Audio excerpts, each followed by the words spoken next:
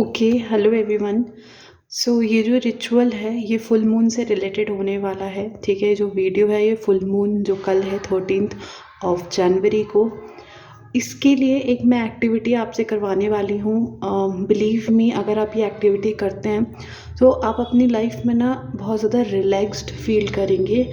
जो काफ़ी टाइम से आप जितना भी बैगेज, इमोशनल बैगेज अपने साथ लेके चल रहे हैं, हम उस चीज़ को रिलीज़ करेंगे बाय दिस एक्टिविटी। तो करना क्या है, स्टेप बाय स्टेप लेके चलती हूँ। इसको आपको कल that is 13th of January को करना होगा। करना क्या है, सबसे पहले स्टार्ट करेंगे क्लींजिंग से।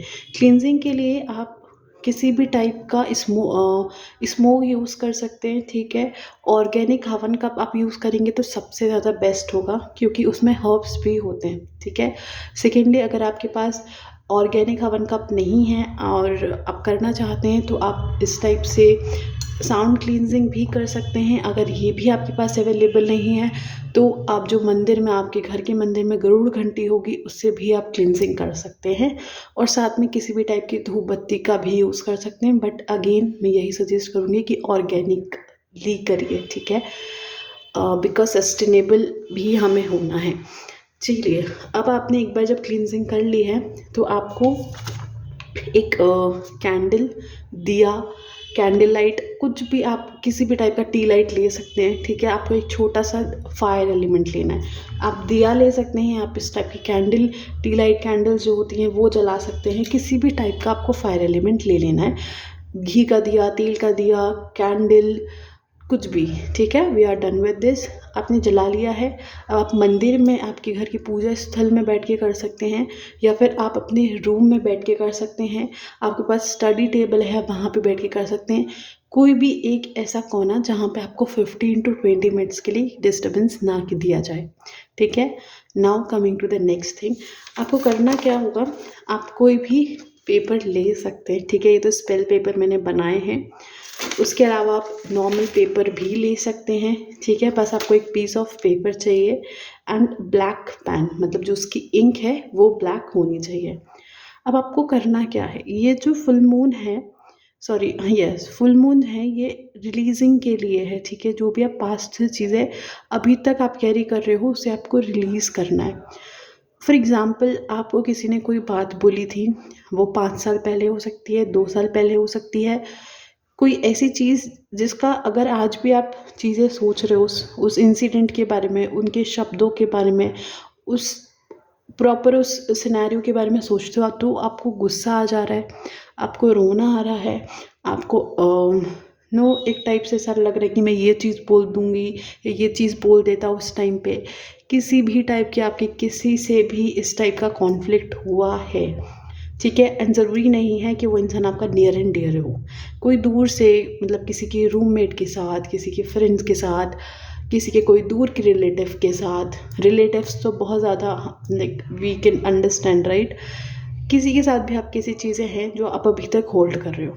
आप एक चीज़ को पकड़ो जो अब आज तक के आपको सबसे ज़्यादा पिन पॉइंट किया है, उस चीज़ को सोचते से ही आपको गुस्सा आ रहा है, तो वो चीज़ अच्छी नहीं है। ठीक है, आपको क्या करना है ना, आपको ये लेटर लेना है, फॉर एग्ज़ाम्पल ब्लैक पेन लेना है, उस सिनेरियो को आपको वापस से लिखना है। आपका जितनी भी फीलिंग है उस पर्टिकुलर इंसान के बारे में, जितनी भी चीज़ें आपको बुरी हैं, अच्छी हैं, पूरा आपको लिखते जाना है, लिखते जाना है, लिखते जाना है। अब नेक्स्ट, क्योंकि फायर एलिमेंट आपने किया है, आपने उस सिनेरियो को, आपके गुस्से को, आपका जो साइड है आपने पूरा इस पेपर पे लिख दिया है, पूरा लिख दिया है ना।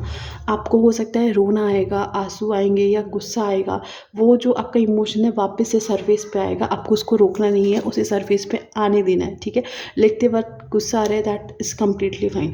अब आपको इसको रीड करना है। आप मन में रीड कर सकते हैं, बोल के रीड कर सकते हैं, जैसे भी आपको रीड करना है। आपने जो भी चीज़ लिखी है, ठीक है, सामने वाले को लेटर लिखा है, सामने वाले को आपको बोल के सुनाना है, बिकॉज फायर एलिमेंट है ना।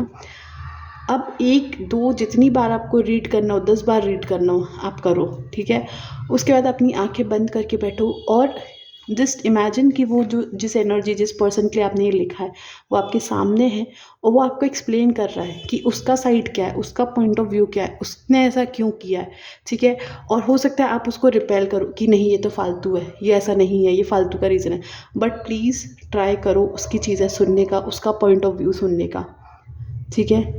आप सुनना उसका, क्योंकि I am damn sure fire element है, आप उसको इतना ज़्यादा याद करके लिख रहे हो, कुछ ना कुछ आपको इंट्यूटिवली चीज़ें समझ आएंगी, थॉट्स आएंगे कि उसका थॉट प्रोसेस क्या था। आप अपने दिमाग को टाइम दे रहे हो उसका थॉट प्रोसेस सुनने। मैं बोल रही हूँ बहुत ही घटिया इंसान हूँ वो बात करने लायक भी नहीं है, ठीक है, बट आप उसकी सोल से कनेक्ट कर रहे हो।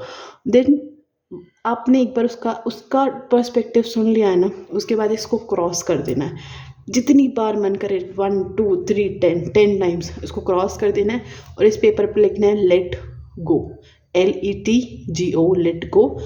इसको फाड़ देना है, ठीक है, पूरी तरीके से, और दिया में, कैंडल में, किसी भी तरीके से फाड़ के ना इसको जला देना है, और जो भी एशेस होंगे आप उसे फ्लश कर देना। इतना सिंपल रिचुअल है, बट और उसके बाद जब आप इसे फ्लश कर देंगे, ट्राई करें कि नमक के पानी से अपने हाथ धोएं, हाथ पैर धो लें, कपड़े बदल लें, और पॉसिबल है तो शावर लेने के पहले ये प्रोसेस करें, ठीक है, नहाने के पहले आप इसे करें। तो ये प्रोसेस करने के बाद आप नहा लें, और जो आपने कैंडल जलाई है, दिया जलाया है, वो जल रहा है तो वापस आएँ, शांति से मेडिटेट करें, ठीक है। रामादासा मेडिटेशन होता है, आप रामादासा मेडिटेशन कर सकते हैं। आपको मैं लिख के दे रही हूँ, अगर आपने ये प्रोसेस कल किया ना, आपको इतना रिलैक्स्ड फील होगा, आपको ऐसा लगेगा कि एक कुछ बहुत हैवी चीज़ थी आपकी एनर्जी में, आपके ऑरा में, जैसे आप बहुत टाइम से ढो रहे थे, ठीक है, लेके चल रहे थे, और वो चला गया है, निकल गई है। मिरर के सामने जाके बोलना है कि अब मैं इस एनर्जी को कभी भी याद नहीं करूँगा, इस इंसिडेंट को कभी भी याद नहीं करूँगी, लेट गो करती हूँ, जा माफ़ किया, ठीक है। ये करने के बाद जब आप नेक्स्ट डे सोओगे ना कल, तो आपको बहुत ज़्यादा रिलीफ महसूस होगा, ठीक है। तो इस प्रोसेस को ज़रूर करें और मुझे बताएं कि आपको कैसा फील हुआ है। Thank you so much.